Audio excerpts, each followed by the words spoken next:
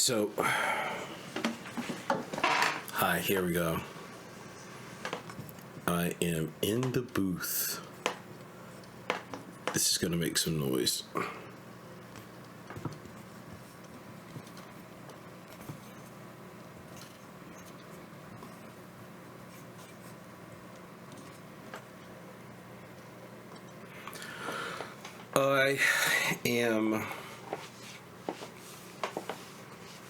I'm back. So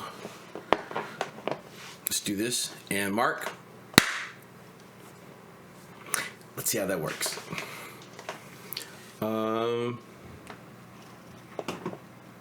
getting myself together because it's my personal, it's my I just almost made a Drake quote. It's our time. It's my time. It's my time to shine.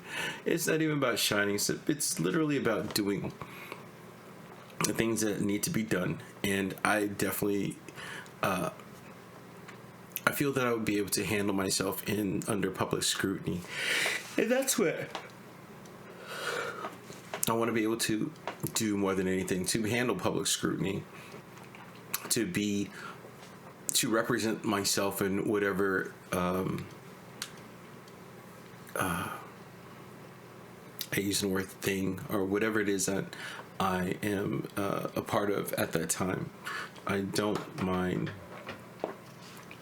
being in front of the camera. I'm practicing right now, literally practicing being in front of the camera.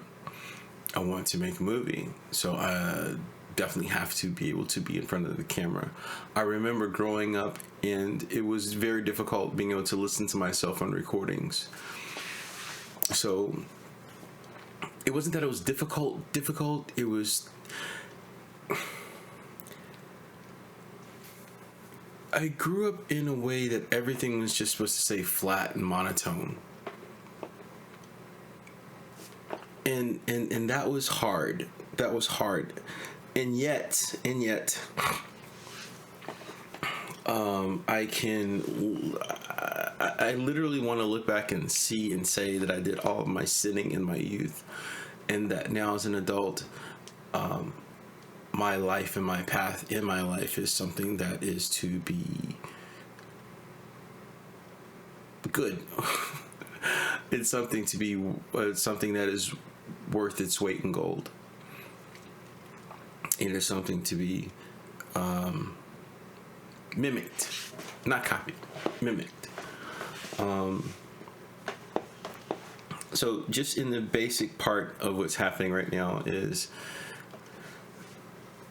I have this recording equipment that is utilized to tell stories, and I have to start utilizing it. I have to start utilizing it. I have to remain in the positive about it. I have to create a face for myself. And yet the face that I'm in the process of making, it's kind of difficult because I got, these are yellowed, right? Not perfect and pretty. And not too bad, but they're not good. And then there's like, that hole right there, right? And then there's that hole right there from living outside of healthcare and things of that nature. I got a lot of living done. I got a lot of surviving done, and now it's about living.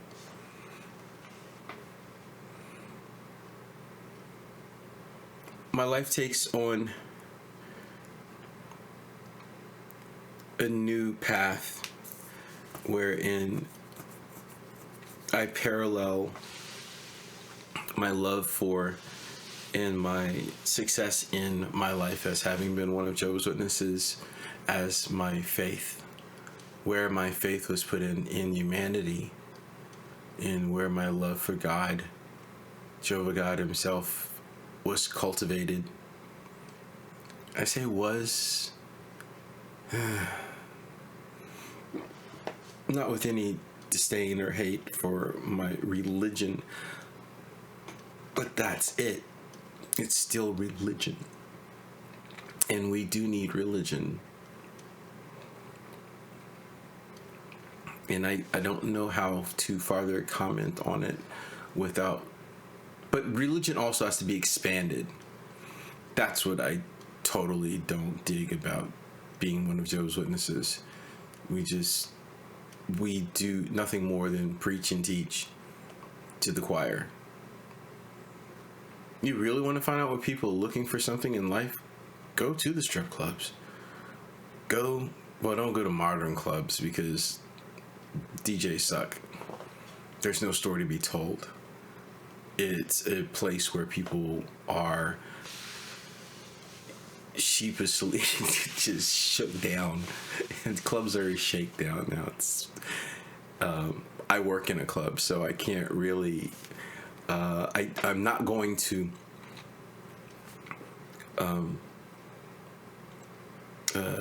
speak disparagingly of the people who go to that nth degree, because that's where I make my money and I help feeds my family.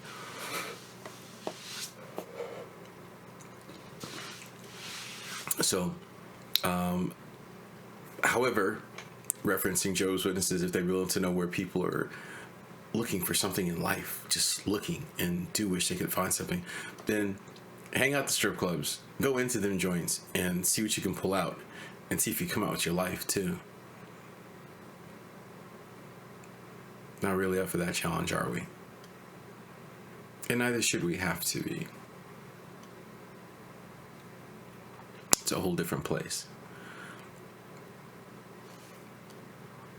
So, where do we begin? Where do we help people? Where do we reach and do good? Where do we show how good is done? Where is that place? And I specifically say, and is in the bottom of my heart and had always thought it to be important, was to teach in schools. Like, literally. Why did I have to grow up stupid? I am smart and highly intelligent by virtue of common sense. I aspire to it, and common sense has given me enough knowledge of its own. And then I gathered a little bit more from the streets, literally from the streets, to back away from the streets. I had to learn how to live practically. So I do know that there was a time within our religion, the organization, when I do believe that there was some formal instruction, or at least in different countries, in certain situations where the children were taught, and then at a certain time later, Jehovah's Witnesses disbanded the practice of even having the radio stations, and even teaching, having this formal teaching for young adults in school, as a school. And I was disappointed with that when I was a kid. I was disappointed. We had these tapes that we used to play all the time, and I know people have heard them, or they've got to be out there somewhere. I'd love to hear them again. And although I don't remember exactly all the stories that were there, I think they've been somewhat recreated in the in current Bible dramas and such. But I think the one that I remember the most about this girl who went with her friend, and then she got herself in a situation with this boy, and then they gave the story of like Dinah and going out and meeting the prince of some city, hanging out with some other girls and stuff, and then her brothers came and killed the whole city of guys and stuff like that. As being a practical example of why young ladies who are Jehovah's Witnesses should not be looking for love outside of our religion.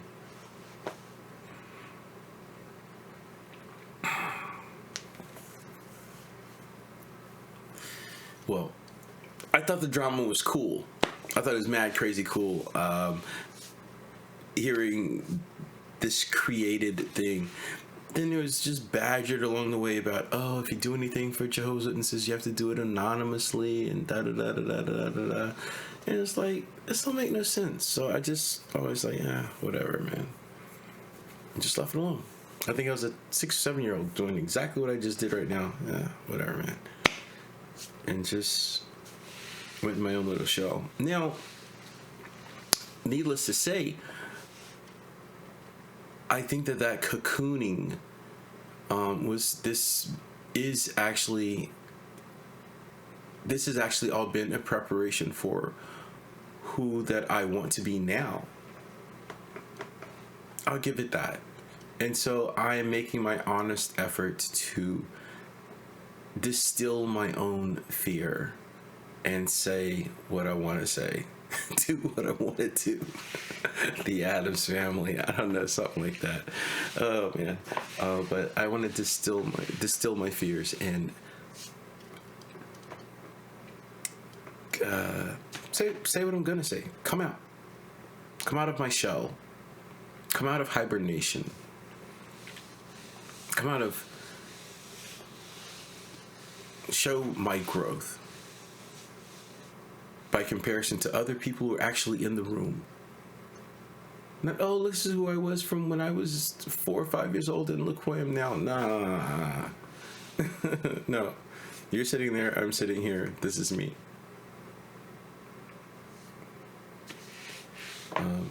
I'm not afraid of Jehovah God.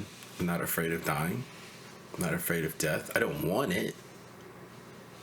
Physically, I don't want it. I'm not gonna say what I'm not going to do, but I'm not in a position to do. I don't see myself as putting myself in a position to do things that are unnecessary that can physically put my life in danger. I'll go play some tackle football a little bit, probably pay me for it, but hey, that's another subject. So.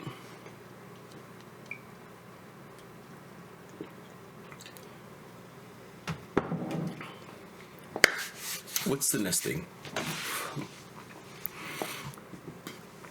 The next thing and moving on is working with, I'm developing a relationship with some young men who are my subordinate co-workers on a job. We work in a kosher restaurant, and I love it. I love it.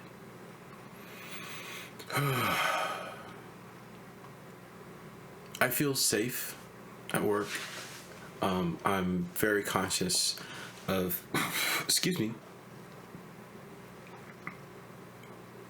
of behaving well. I'm also stretched to my limit by these young men because though they're not bad, they're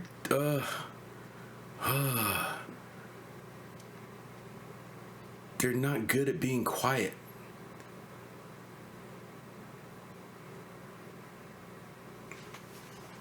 It's horrible. It's horrific.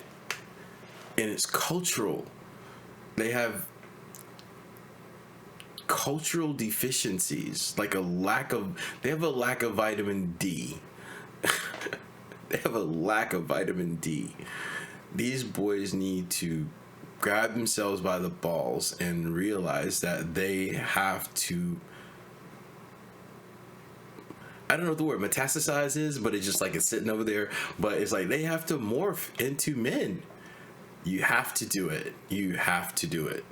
You have to do it not because you can't be a little boy for the rest of your life, because you can, but you have to be a man. And as long as you're around me, you're going to have to be the man. That challenge is always there towards any male who's in the room.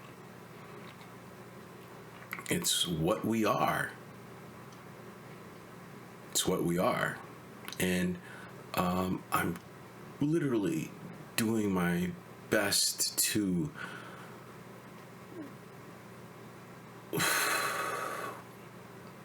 wean them verbally, and because I'm not going to give them any emotion. And I told them already, I'm not going to give you an accolade because you do your job right. I don't know how to make them feel comfortable with following what I'm saying toward them. I really don't. I am not a nursemaid, and that's the type of mentality that they carry. They carry the mentality of showing off and or nursemaid, and it's like, no, you're male. I would talk to you when I would talk to you as a counterpart, but you have to show your self-respect to the public, and as a dude, your self-respect towards the public is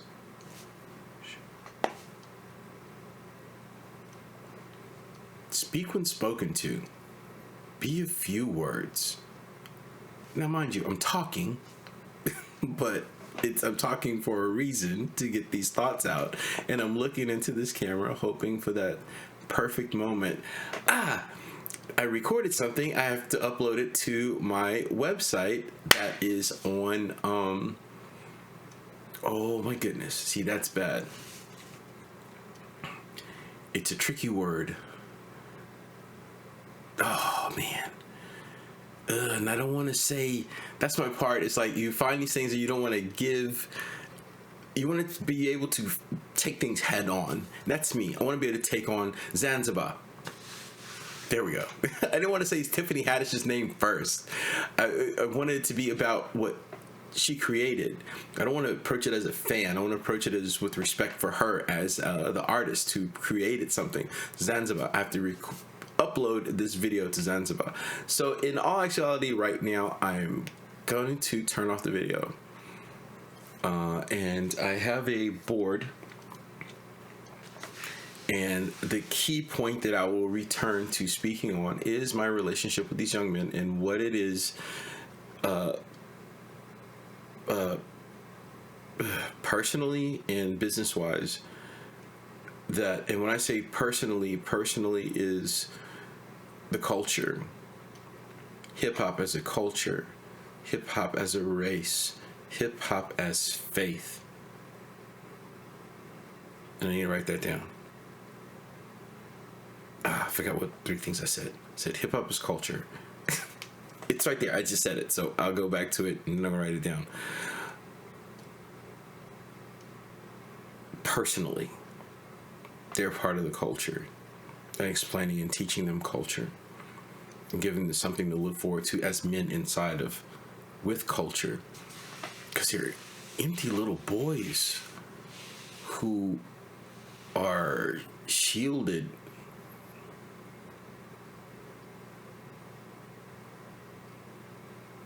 by the people around them. I don't think Jehovah God shields you like that just because you're a Jew. I don't think Jehovah God shields, does he? Is that really what it's like? It's like, okay, so God shields you, but you still gotta want to become a man. You still have to aspire to mandom.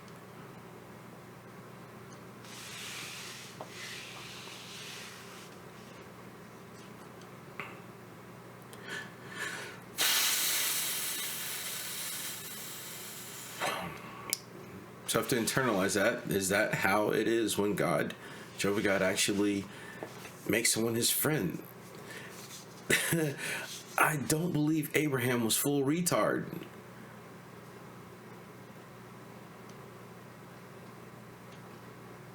Well, okay, so I believe that I know that Jehovah God is my friend. I've been full retard. I'm pretty certain I've been full retard. I've been full retard by comparison to what was in my face and available for me. But I had to become that much of a man that I had to go out and be full retard and then and find my way at the same time. Cynthia Shepherd, if you're gonna, no, I had secondhand. Colette Shepherd said, if you're gonna be in the world, be in the world. Circa 1986. Yeah.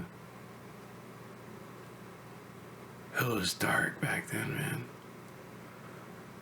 It was dark, but it was... I think that darkness... It was not evil darkness. It was darkness in a cover. There's so much to talk about. There's so much to talk about. And that there's about my Jehovah's Witness life. My life within inside of my faith. I can't use the term religion anymore because religion is a snare and a racket. Our founders said that. So I cannot look back at being one of Jehovah's Witnesses as religion. Can't even think about it presently as religion. I have to only speak of it in terms of present. I can speak of it in the past as my faith. The present I am. All right. I have a video that I worked on and made the other day, and I have to get it uploaded. And I have to figure out exactly how to do that. All right, so let's stop here.